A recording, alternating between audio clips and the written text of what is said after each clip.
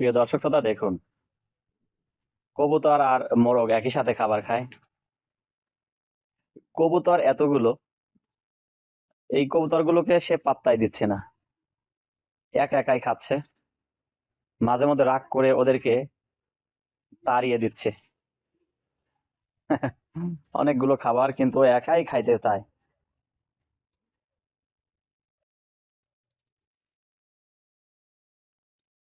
দেখুন প্রিয় বন্ধুরা, এই যে দেখুন একটি খামার বাড়ি আসলে কত সুন্দর, যা বলে শেষ করতে পারবো না। আমরা দেখলাম কিছু কবুতর, সেই সাথে মোরগ।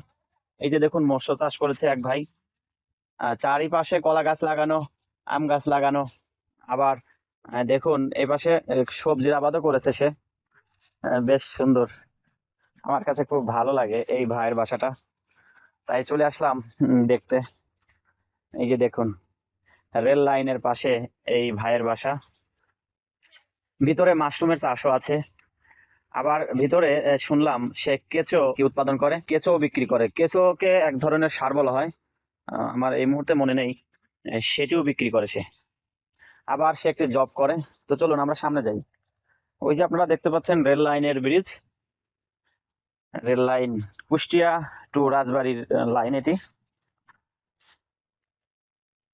সামনে চলো। আমার ছেলে একটি কাশ ফুল, দেখি বাবা, কাশ ফুল, একটি কাশ ফুল তুলেছে। এই ফুলটার নাম কি?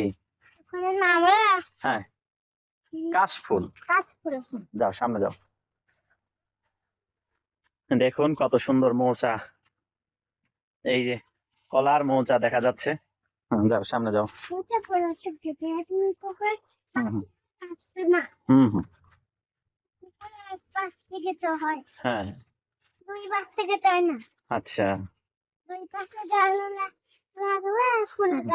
আচ্ছা। এই যে পাশে দেখা যাচ্ছে পাটের ক্ষেত, এই ক্ষেতগুলো তার।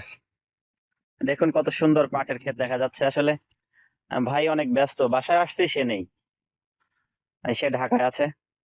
তারপর আমি চলে এসেছি আহ একটু দেখার জন্য, একটু ঘোরার জন্য। বেশ ভালো লাগলো। আপনারা ভাইয়ের মতো এরকম একজন উদ্যোক্তা হতে পারেন। গরিবের এগ্রোবিডি নামে তার একটি ইউটিউব চ্যানেল আছে, সেটাতে ভিজিট করতে পারেন। ধন্যবাদ সবাইকে।